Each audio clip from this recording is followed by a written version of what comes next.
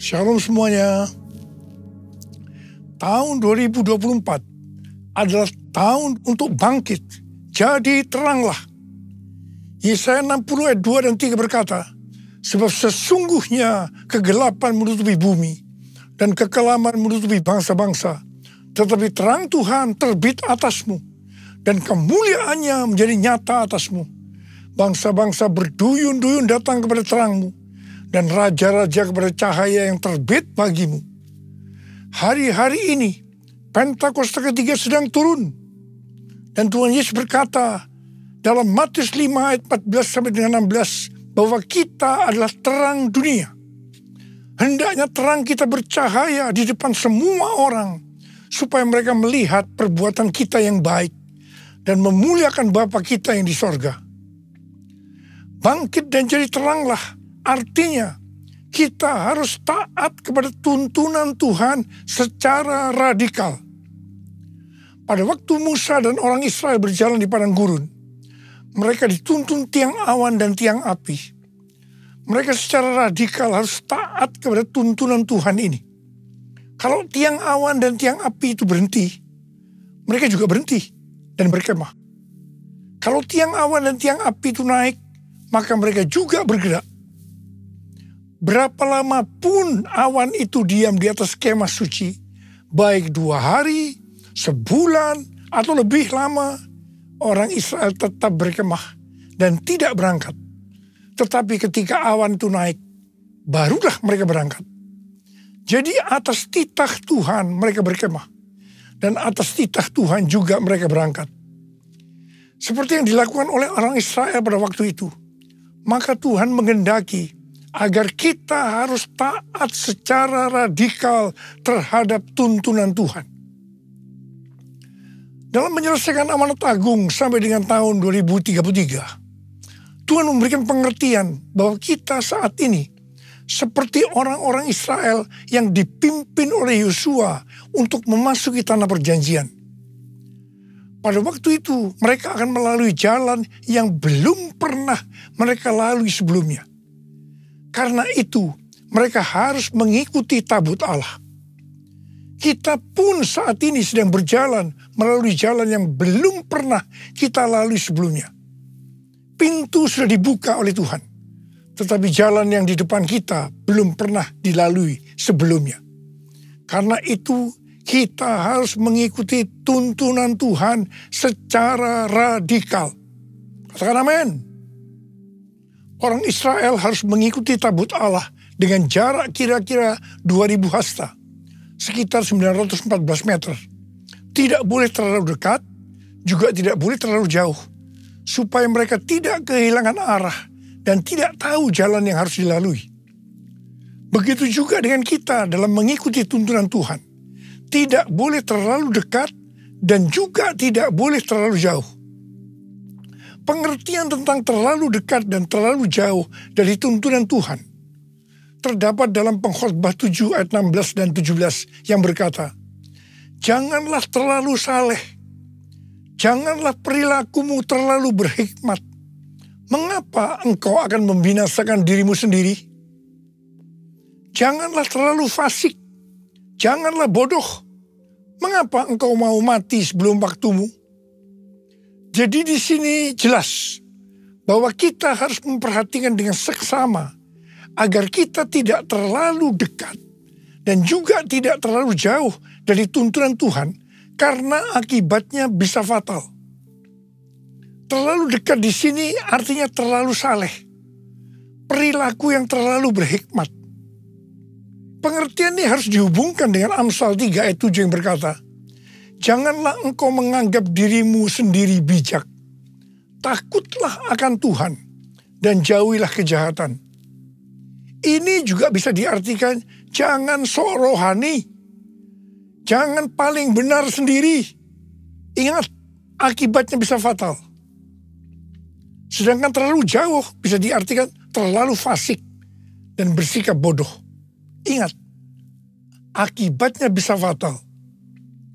Supaya kita tidak terlalu dekat atau terlalu jauh dari tuntunan Tuhan, maka kita harus memperhatikan pesan Yosua kepada bangsa Israel yang akan masuk ke tanah perjanjian dengan mengikuti tabut dalam Yosua 3 ayat 5. Kuduskanlah dirimu, sebab besok Tuhan akan melakukan perbuatan yang ajaib di antara kamu. Jadi kita akan tahu kalau kita tidak akan menyimpang dari tuntunan Tuhan, kalau kita menguduskan diri untuk menyelesaikan amanat agung sampai dengan tahun 2033. Jalan yang kita tempuh belum pernah dilalui sebelumnya. Karena itu kita harus menguduskan diri, supaya tidak menyimpang dari tuntunan Tuhan.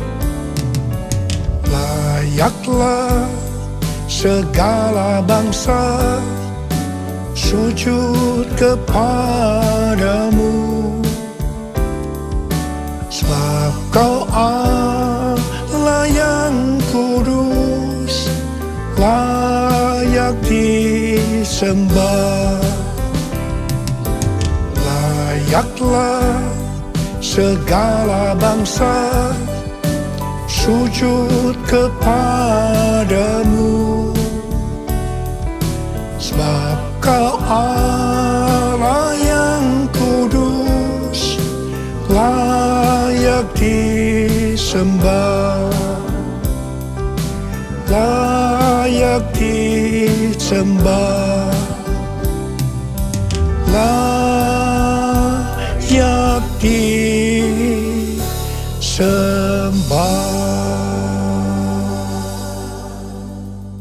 Sekarang mari kita akan melihat tuntunan dari Tuhan. Bangkit dan jadi teranglah. Itu artinya kita harus menyelesaikan amanat agung. Kita harus memuridkan, dan hanya murid yang bisa memuridkan. Karena itu kita harus menjadi murid Tuhan Yesus. Untuk bisa bangkit dan jadi teranglah, yang artinya menjadi murid, maka kita harus mengalami proses pemurnian dan pembentukan yang dilakukan oleh Tuhan sendiri. Pada akhir tahun 2023, Tuhan berbicara kepada saya melalui Maliaki 3 ayat 1 sampai dengan 4. Yang berkata demikian. Lihat, aku menyuruh utusanku agar ia mempersiapkan jalan di hadapanku. Tiba-tiba Tuhan yang kamu cari akan datang ke baitnya. Utusan perjanjian yang kamu inginkan itu sesungguhnya ia datang. Firman Tuhan semesta alam. Siapakah yang dapat tahan akan hari kedatangannya? Siapakah yang dapat tetap berdiri ketika ia menampakkan diri? Sebab ia seperti api pemurni logam dan seperti sabun penatu. Ia akan duduk seperti orang yang memurnikan dan menahirkan perak. Ia menahirkan orang Lewi, menyucikan mereka seperti emas dan perak, supaya mereka menjadi orang-orang yang mempersembahkan kurban kepada Tuhan dalam kebenaran. Maka persembahan Yehuda dan Yerusalem akan menyenangkan hati Tuhan, seperti pada hari-hari dahulu kala, dan seperti tahun-tahun purbakala. Pastor D, pendoa syafaat saya yang berada di Perth, Australia, memberikan pesan Tuhan kepada saya bahwa tahun 2024 ini adalah tahun tiba-tiba. Baptisan api atau pemurnian gereja akan terjadi secara tiba-tiba dan kemuliaan Tuhan turun. Hal ini akan mengakibatkan penuaian jiwa akan terjadi secara cepat. Mereka berbondong-bondong masuk ke dalam kerajaan Allah. Mereka datang dari berbagai lapisan masyarakat. Orang tua dan anak-anak muda dari berbagai macam latar belakang. Anak-anak muda akan lapar dan bergairah untuk Tuhan. Pentakosta ketiga akan dinyatakan seperti belum pernah terjadi dan disaksikan sebelumnya. Karena hal itu akan terjadi di rumah-rumah melalui penyembahan, sehingga terjadi kesembuhan, mujizat, pencurahan Roh Kudus yang akan menarik jutaan jiwa ke dalam kerajaan Allah. Haleluya! Curah Curahkanlah kuasa-Mu Tuhan, mujizat terjadi di tempat ini. Curahkanlah kuasa-Mu Tuhan, mujizat terjadi sekarang ini. Curahkanlah kuasa-Mu Tuhan, mujizat terjadi di tempat ini. Curahkanlah kuasa-Mu Tuhan, mujizat terjadi sekarang ini. Mujizat terjadi sekarang ini. Mujizat terjadi sekarang ini. Tuntunan Tuhan yang kedua sebagai berikut. Bangkit dan jadi teranglah, artinya mendeklarasikan kemenangan ketika dicobai iblis. Judul perikop Matius 4 ayat 1-11 adalah Yesus dicobai di padang gurun. Di sini Tuhan Yesus yang dalam kondisi lapar setelah berpuasa 40 hari 40 malam dicobai iblis. Ada 3 jurus pencobaan yang diberikan oleh iblis kepada Tuhan Yesus. Perlu dicatat bahwa 3 jurus pencobaan iblis ini juga secara terus-menerus ditujukan kepada orang-orang Kristen. Seperti Tuhan Yesus yang menang ketika dicoba iblis, maka kita pun harus menang. Bangkit, jadi teranglah. Kita akan melihat 3 jurus pencobaan yang dilakukan oleh iblis. Jurus pertama, iblis berkata kepada Tuhan Yesus, "Jika Engkau anak Allah, perintahkanlah supaya batu-batu ini menjadi roti." Iblis tahu bahwa Yesus sedang lapar. Dia butuh roti.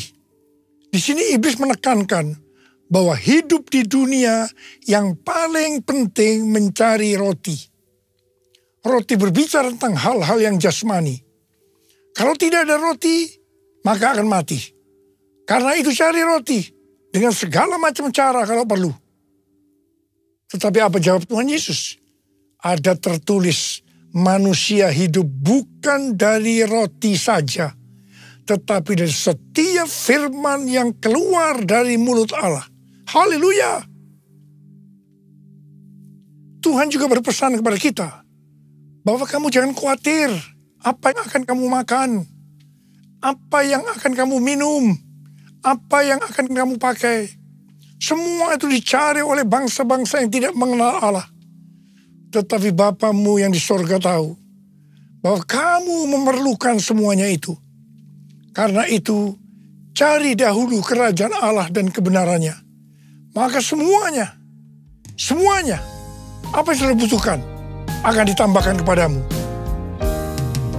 Carilah dulu kerajaan Allah dan kebenarannya, maka semuanya akan ditambah padamu. Haleluya, haleluya, haleluya, haleluya,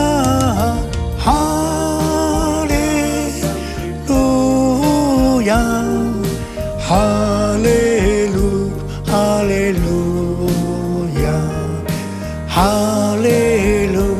haleluya, haleluya, haleluya.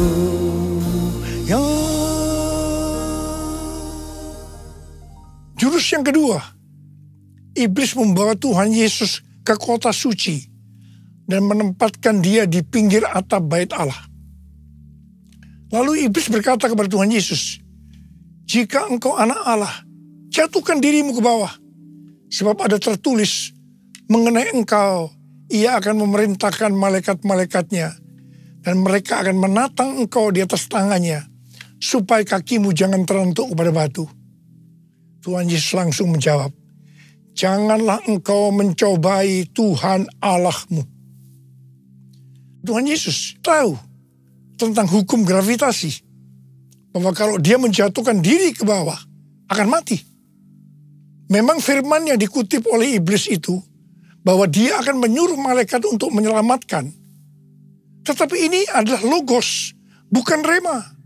Artinya firman yang dikutip iblis ini, bukan berbicara kepada Tuhan Yesus. Pendeta Yonggi Cho pernah bersaksi tentang 4 gadis yang baru pulang dari KKR, dan mereka sedang on fire. Mereka harus menyeberangi sungai yang pada saat itu sedang banjir. Mereka berkata satu dengan yang lainnya tentang firman mengenai Petrus yang berjalan di atas air. Kalau Petrus bisa berjalan di atas air, kita juga pasti bisa. Dengan bergandengan tangan mereka menyeberangi sungai yang banjir tadi. Apa akibatnya? Akibatnya 4 gadis itu mati terseret banjir. Mereka rupanya tidak mengerti bahwa Petrus bisa berjalan di atas air karena disuruh Tuhan Yesus. Jadi Petrus itu sebenarnya berjalan di atas firman Tuhan. Iblis berusaha untuk menjebak kita dengan jurus seperti ini. Saya diingatkan tentang faham hyper grace yang berkata, kalau kita sudah lahir baru, kita bisa melakukan apa saja. Dan Bapa di surga pasti tersenyum. Artinya kita tetap selamat. Ini yang disebut mencobai Tuhan. Hati-hati. Jurus yang ketiga. Iblis membawa Tuhan Yesus ke atas gunung yang sangat tinggi. Dan memperlihatkan semua kerajaan dunia dengan kemegahannya. Iblis berkata, semua ini akan kuserahkan kepadamu jika engkau sujud menyembah aku. Langsung Tuhan Yesus berkata kepada iblis, enyahlah iblis, sebab ada tertulis, engkau harus menyembah Tuhan Allahmu, dan hanya kepada Dia sajalah engkau berbakti. Ingat, penguasa dunia ini adalah iblis. Dia bisa memberikan kepada siapa saja yang dia kehendaki, yaitu orang-orang yang mau menyembah dia. Jurus ini banyak mengalahkan orang-orang Kristen. Hati-hati. Hati-hati. Sesuai dengan perumpamaan tentang seorang penabur, maka Tuhan Yesus berkata, orang Kristen yang tidak berbuah disebabkan karena kekhawatiran dunia, tipu daya kekayaan, dan kenikmatan hidup. Ini adalah tipu daya si iblis. Kita harus bangkit, jadi teranglah. Kita harus mendeklarasikan kemenangan. Kita waktu dicobai si iblis. Saudara-saudara, kita semua harus menjadi pemenang. Yang mau menjadi pemenang katakan amin. Sebab hanya pemenang yang masuk surga. Sekali lagi saya mau katakan, hanya para pemenang yang masuk surga. Mari katakan bersama saya. Kitalah umat pemenang. Kita umat pemuji. Kita anak perjanjian. Yesus telah bangkit, kalahkan maut. Bangkit, ya lahir baru. Jalan dalam kuasa darahnya. Jadi ahli warisnya, anak Allah, anak Allah, anak Allah, hei anak Allah, hei hei hei. Kitalah umat pemenang, kita umat pemuji, kita anak perjanjian. Yesus telah bangkit, kalahkan maut. Bangkit, ya lahir baru. Jalan dalam kuasa darahnya. Jadi ahli warisnya, anak Allah, anak Allah, anak Allah, hei anak Allah, hei hei hei hei. Mari angkat tangan kita di hadapan Tuhan, mulai berbahasa roh. Yang sudah berbahasa roh, kita berbahasa roh. Oh ya la la la bara bara bara bara bara bara bara bara. Oh la la la bara bara bara bara bara bara bara bara.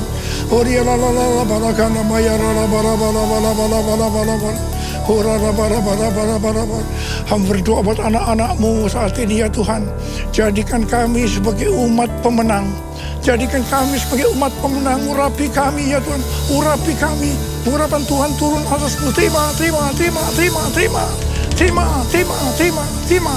Terima. Dalam nama Yesus. Dalam nama Yesus. Haleluya. Amin. Saudara-saudara, kita akan masuk dalam perjamuan kudus. Kita akan mengingat ayat ini. Sebab setiap kali kamu makan roti ini dan minum cawan ini, kamu memberitakan kematian Tuhan sampai Ia datang. Perjamuan kudus adalah perjamuan Tuhan Yesus sendiri.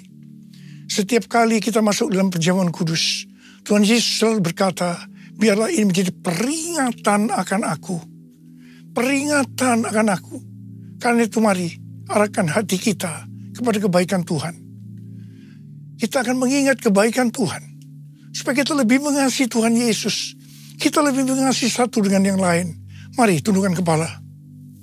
Bapa, siapakah kami sebelum kami mengenal Engkau? Kami semua orang berdosa. Upah dosa adalah maut, mati. Tapi Engkau yang tidak berdosa telah dijadikan dosa oleh karena kami. Engkau harus turun dari sorga mulia, mati ganti kami dengan penderitaan yang luar biasa. Sungguh kalau kami pikirkan betapa baiknya Engkau Tuhan. Engkau jadikan kami sebagai anak-anak-Mu. Engkau berkati, Engkau tuntun kami, Engkau tegur juga kalau kami salah. Itu Engkau ya Aba, itu Engkau ya Aba. Terima kasih buat kebaikan-Mu selama ini buat kami semua. Terima kasih. Tuhan akan memberkati kita semua melalui perjamuan kudus. Tapi Tuhan mau kita makan dan minum dengan cara yang benar. Karena itu masing-masing introspeksi.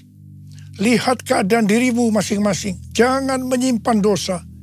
Kalau ada dosa yang Tuhan ingatkan saat ini, langsung minta ampun. Langsung minta ampun. Ampuni kami Tuhan. Ampuni saya Tuhan. Ampuni saya. Ampuni saya. Tuhan, Kau melihat anak-anak-Mu sedang meminta ampun padamu. Layakkan kami untuk masuk dalam perjamuan kudus. Dan Kau akan memberikan berkat yang luar biasa buat kami semua. Terima kasih.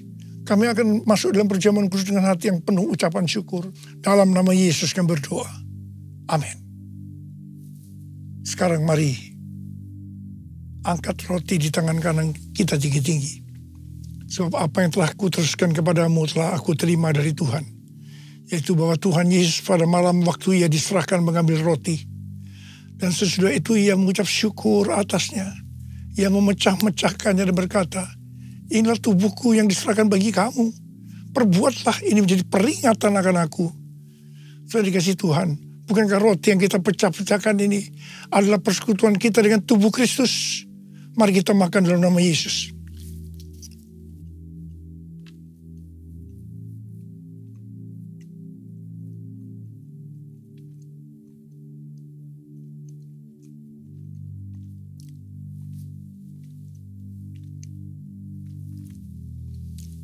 Mari angkat cawan di tangan kanan kita tinggi-tinggi.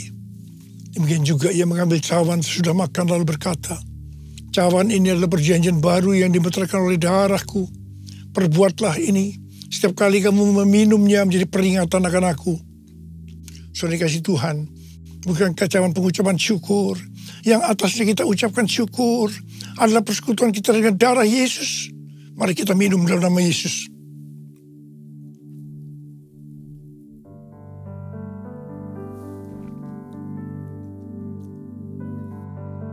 Angkat tangan kita di hadapan Tuhan. Ucapkan syukur dan terima kasih dengan suara jangan diam. Tuhan terima kasih ya Tuhan. Terima kasih ya Tuhan. Terima kasih ya Tuhan. Terima kasih ya Tuhan. Terima kasih, terima kasih. Angkat tangan saudara di hadapan Tuhan. Tuhan, Kau melihat anak-anak-Mu sedang angkat tangan di hadapan-Mu.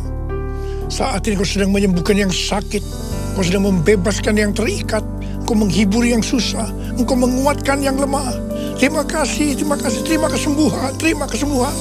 Terima kelepasan, terima.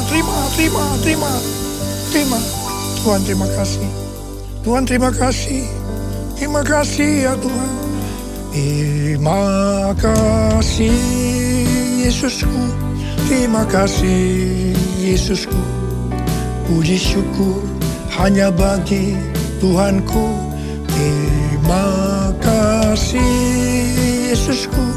Terima kasih Yesusku. Puji syukur hanya bagi Tuhanku.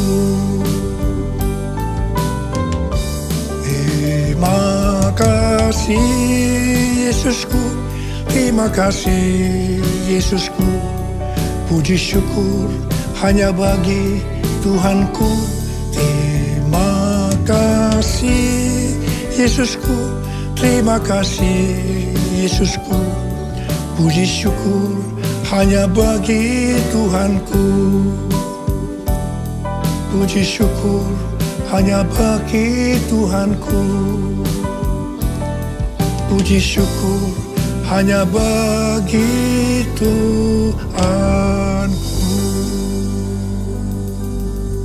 Makasih Tuhan. Terima kasih Tuhan. Terima kasih. Sekarang terimalah berkat Tuhan. Kasih karunia berlimpah-limpah daripada Allah Bapa dalam anak yang tunggal Yesus Kristus. Persekutuan yang manis dengan Roh Kudus menyertai kita semua. Mulai hari ini sampai Tuhan Yesus datang menjemput kita di awan-awan. Dan bahkan sampai selama-lamanya. Yang percaya bersama-sama katakan amin.